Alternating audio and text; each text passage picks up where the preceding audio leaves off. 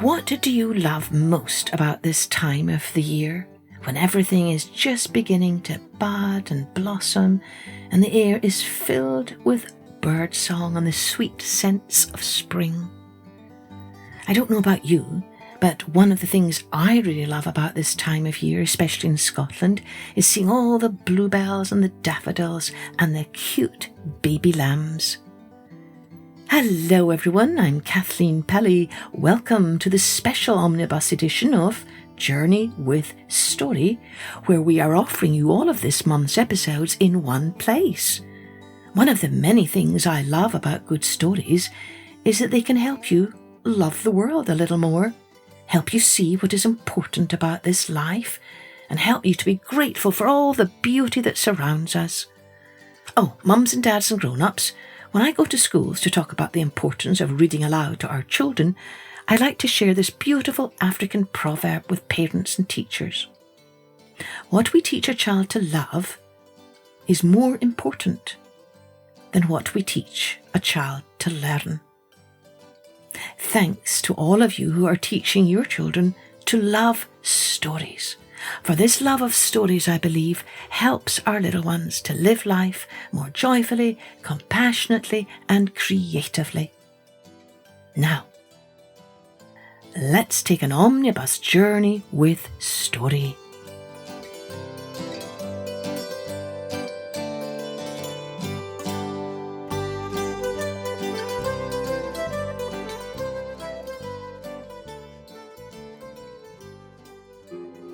Now, let's take a journey with the Lucky Friends.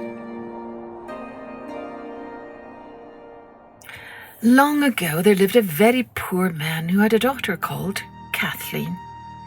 Kathleen wanted to help her father, so she decided to try her luck in the world. She packed a few scraps of food in a basket and set off down the road. Before long, she met an ass who was stuck in a bog. "Help me out or I shall drown," cried the ass. Kathleen threw some big stones into the bog, and the ass climbed out. "Thank you," he said. "I am lucky you came along. Take me with you. Who knows what luck we may have together." They walked on until they came to a village where a group of boys were chasing a dog. "Help! Save me!" cried the dog. Kathleen took the dog in her arms, and the ass brayed so loudly he frightened the boys away. "How lucky you came along," said the dog. "I shall stay with you."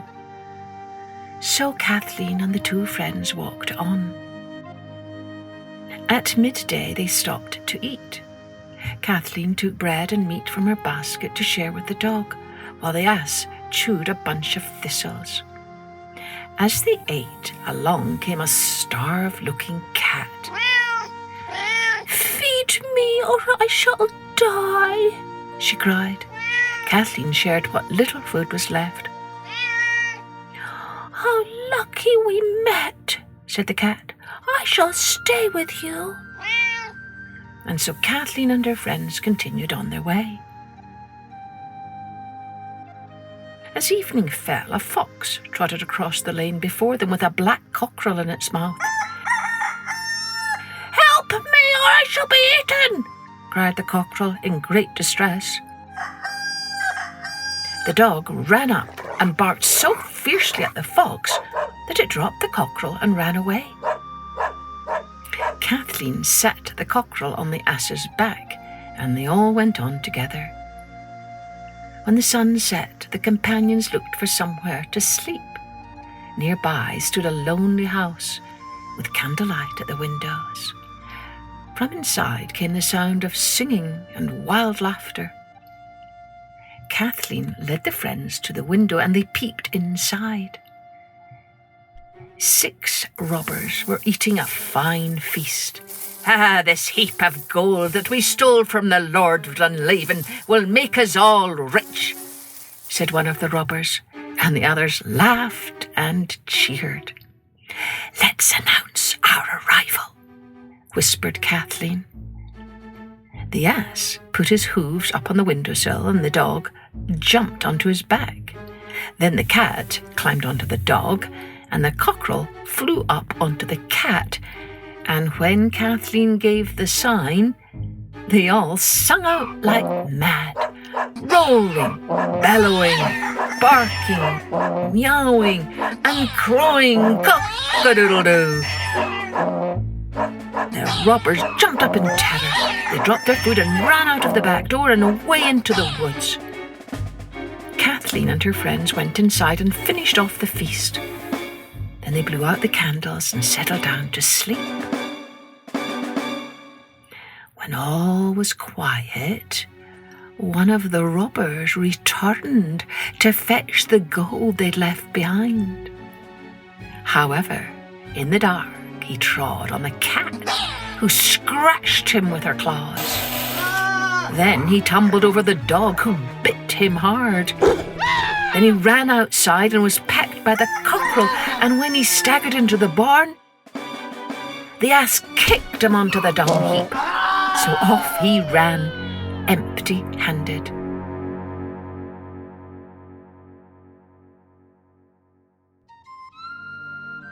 Next day, Kathleen and her friends returned the stolen gold to the Lord of Dunlaven, who was so pleased that he offered them all a home at his castle.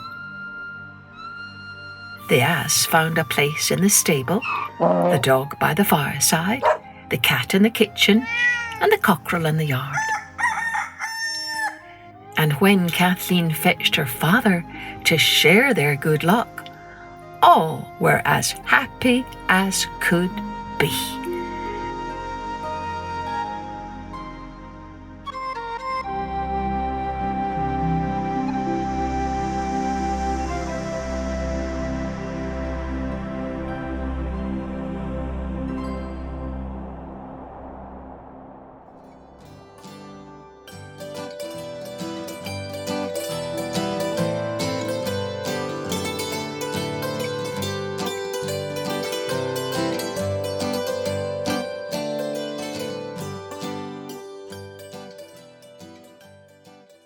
Now, let's take a journey with the bee, the mouse, and the beetle.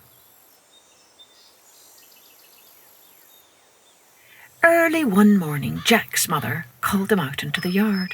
"All our money is spent and I'm worn thin with worry," she said.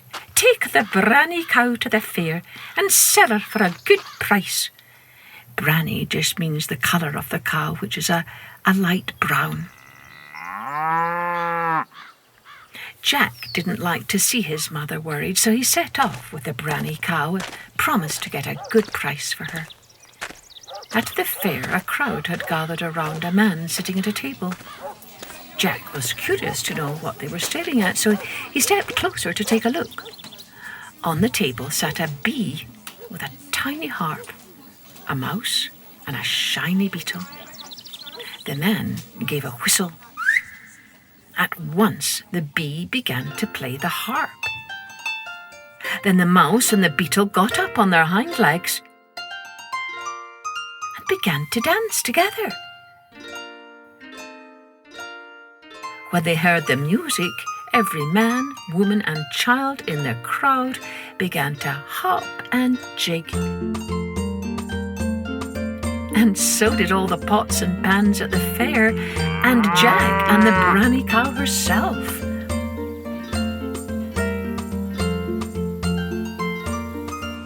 Then the man put the bee, the mouse, and the beetle away in his pocket. Everyone fell about, puffing and panting and laughing, until they had tears in their eyes. The man beckoned to Jack. "I'll give you this bee and the harp in exchange for your branny cow," he said.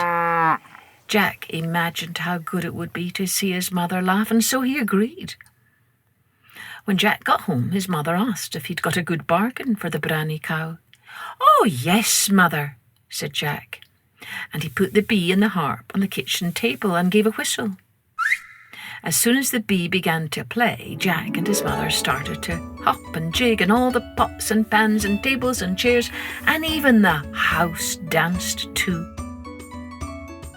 Then Jack put the bee away in his pocket, and they both fell about, puffing and panting and laughing, until they had tears in their eyes. However, when the laughing stopped, Jack's mother was very cross and told him he was a silly fellow. "Tomorrow you'll have to sell the black cow," she said. The following day Jack returned to the fair with the black cow. Once more he saw the man with the mouse and the beetle.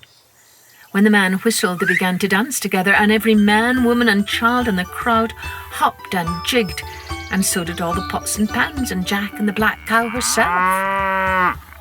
Then the man put the mouse and the beetle in his pocket, and everyone fell about puffing and panting and laughing until they had tears in their eyes. "That's a fine black cow, Jack," said the man. "Will you give it to me in exchange for the mouse and the beetle?"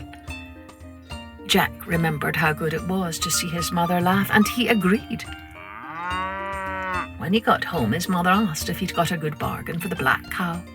"Oh, yes, mother," said Jack, and he put the bee and the harp, the mouse and the beetle on the kitchen table and gave a whistle. Then the bee played the harp, and the mouse danced with the beetle. Then Jack and his mother began to hop and jig, and all the pots and pans and tables and chairs, and even the house danced. When Jack put them all away in his pocket, he and his mother fell about, puffing and panting and laughing until they had tears in their eyes. But when the laughing stopped, Jack's mother was very cross and told him he had ruined them both. Jack sat out in the lane feeling wretched. There were no more cows to sell, and not a penny in the pot. Then along came a tiny woman who sat down beside him. "Have you heard the King of Ireland's daughter hasn't laughed for 7 years?" she said. "He's offering half his kingdom to anyone who can make the princess laugh 3 times. Jack jumped up and went straight to the king's castle, where he asked to see the princess.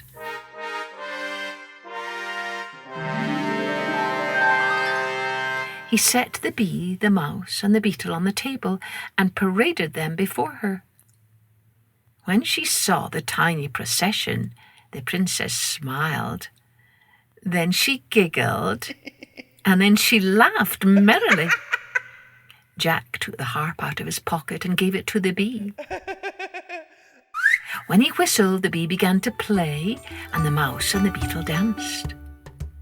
As soon as they heard the music, the king and the queen and the princess began to hop and jig, and all the crowns and thrones and even the castle danced too. Then Jack put the harp back in his pocket, and everyone fell about, puffing and panting and laughing until they had tears in their eyes. But when they stopped, Jack wondered how to make the princess laugh a 3rd time.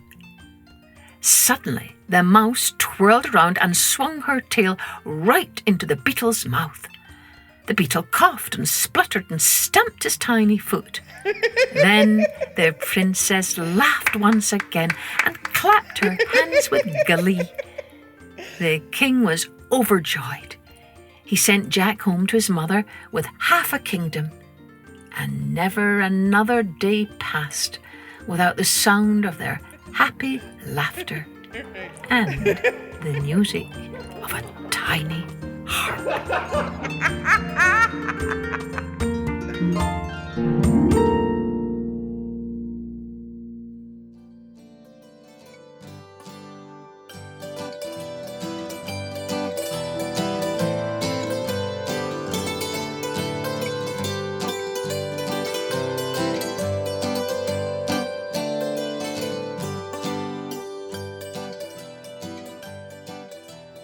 Now, let's take a journey with the Wandering Harpist.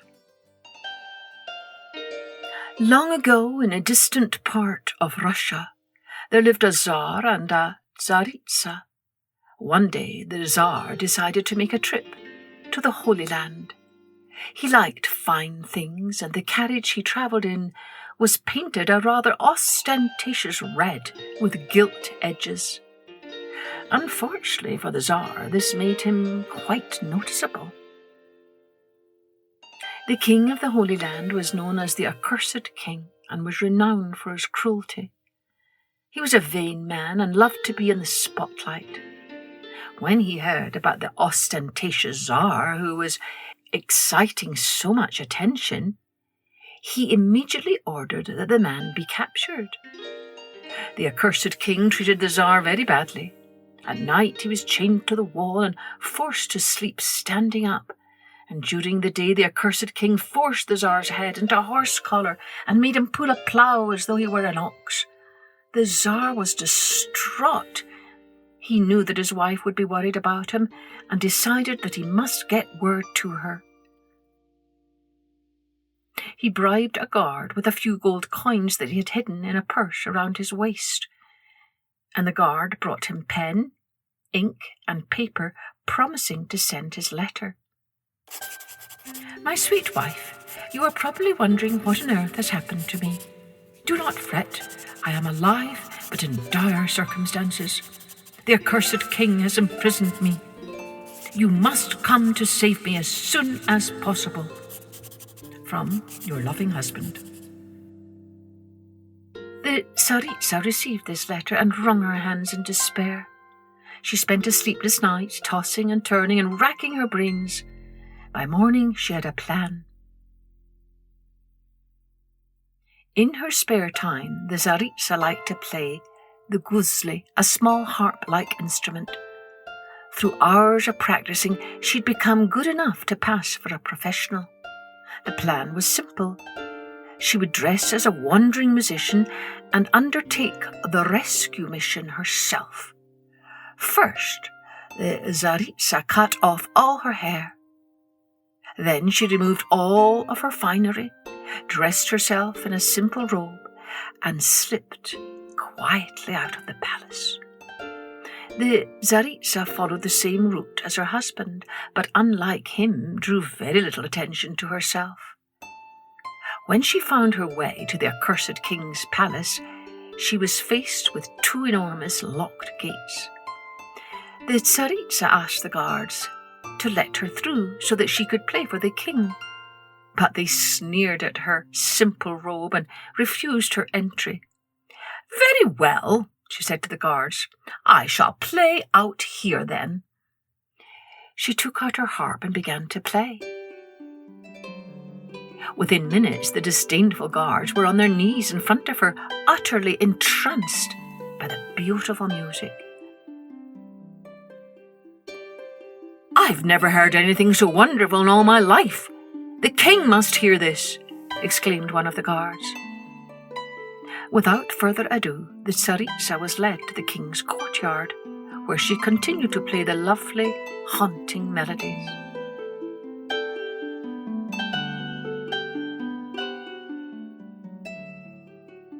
The Accursed King was rarely pleased by anything, but the harp music touched him so deeply that tears filled his eyes. It had been such a long time since he'd cried that the king didn't know what was happening and shouted for assistance. "Why, your majesty, those are tears," said a servant, trying to keep a straight face. The king purpled with embarrassment. "You fool, these are no tears, it's sweat. I'm far too hot, fan me." Privately, the king was pleased. He had thought himself unable to cry. "Harpist, you play the sweetest music that I have ever heard in my life. I fear if you stop, the colour will drain from my world. Please, will you stay a few more days?" The Tsaritsa agreed willingly, and after the third day, the king asked her to name her reward. "Well, it's rather lonely being a wandering musician," she said. "I wonder if I might take one of your prisoners for company." "Why, yes, of course, take whoever you please," said the king. The Tsaritsa was taken up to the prison where she chose the Tsar as her companion. Luckily, he didn't recognize his wife in disguise. After they had been travelling together for a few days, the Tsaritsa released the Tsar and told him that he was free. "I can never thank you enough," said the Tsar. "You won't believe this, but I actually am a Tsar. Please do me the honour of a visit sometime." "Oh, don't worry. You'll see me soon enough," smiled the Tsaritsa. It took the Tsar a long time to find his way home. When the Tsaritsa ran out to meet him, he spoke angrily. "Now you welcome me with open arms? But did you shed a tear while I was gone? I think not. If it wasn't for a benevolent musician, I would still be in that dungeon." The Tsaritsa was unmoved. She was well used to her husband's displays of anger. Quietly she left the room and went to change back into her musician's disguise before sitting down in the courtyard to play. At once the Tsar rushed out and embraced her. "Harpist, you came! I was just telling my ministers that if I ever saw you again, I would promise you half my kingdom for rescuing me." With a flourish, the Tsaritsa pulled off her robe, revealing the dress underneath. The Tsar gasped and bowed his head in shame. "I should have known it was you. No one plays the harp like my wife. Please forgive me. Now, seeing as the kingdom is already yours, may I honour you instead with a 7-day feast?" "That will do very nicely," answered the Tsaritsa. "But please find someone else to play the music."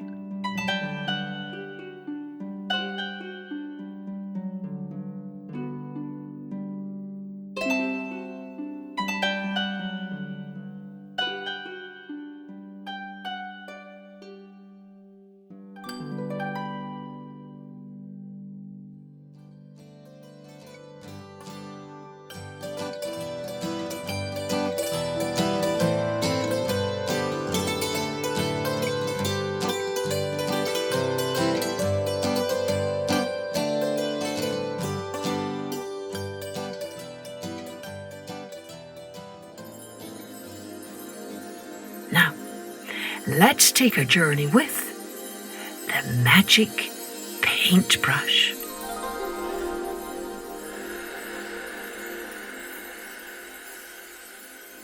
Once upon a time, there was a boy called Ma Lang who had no parents. He earned what money he could by cutting reeds and collecting firewood. Ma Lang loved making pictures. As he had no paintbrush, he used whatever he could find. Sometimes a twig to draw on the sand, or a feather dipped in berry juice. Sometimes he'd wet his finger in a stream and paint on the rocks. Ma Lang wished he could learn to paint at school, but he had no money for lessons. So he practiced painting birds, animals, and flowers by himself. The more Ma Lang practiced, the better he became, but he longed to have a real paintbrush. One night, an old man came to him in a dream and gave him a paintbrush. "Use it wisely," he said. When Ma Lang woke up, he was amazed to see the paintbrush in his hand.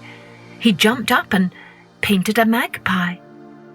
To his astonishment, the bird became real and flew out of the window. He painted a rose, and there lay a real rose on the table. "It's a magic paintbrush!" he cried with delight. Ma Lang used his brush to paint things that his neighbours needed, such as baskets, shoes, and lanterns. But before long, the local landowner heard about the magic brush and demanded that Ma Lang paint for him. Ma Lang knew that the landowner was a wicked man, so he refused. But that made him angry. He locked Ma Lang in his stable. "You'll stay there until you change your mind," he said.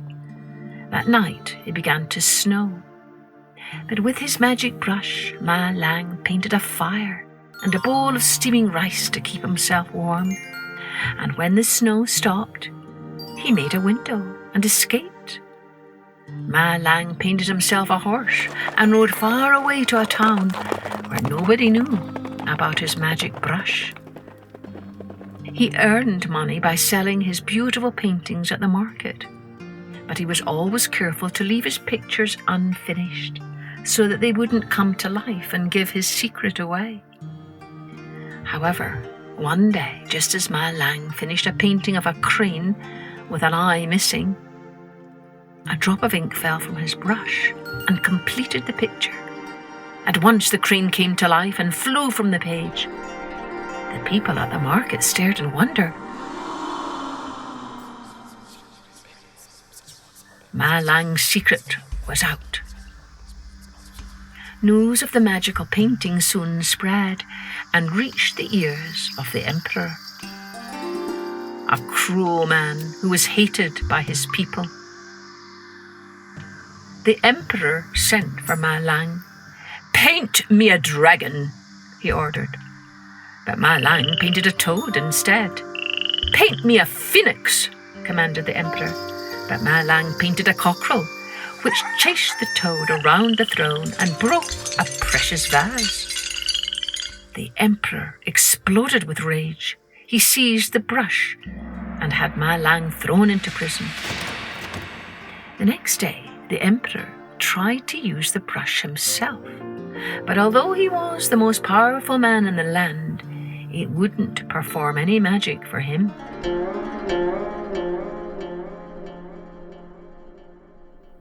He sent for Ma Lang.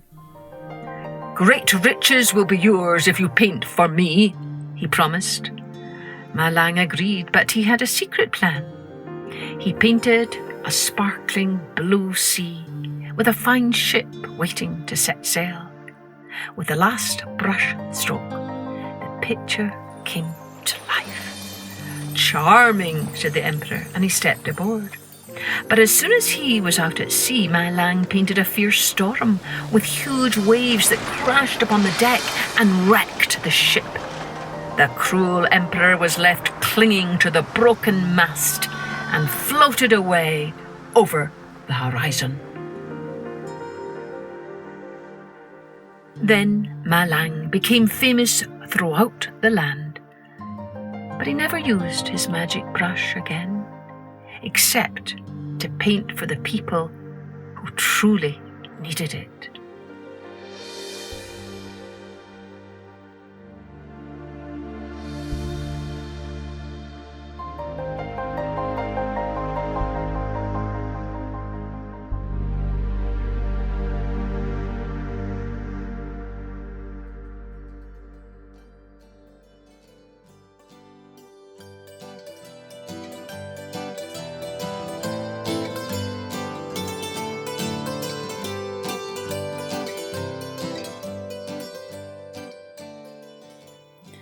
Well, which one of these stories did you love the most?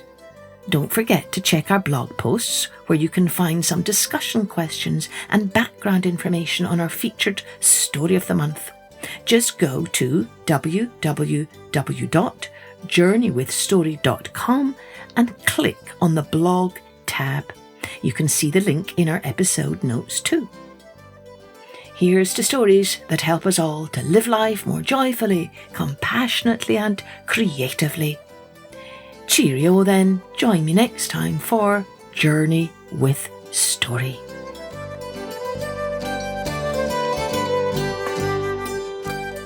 Music and post-production was by Colette Jonas.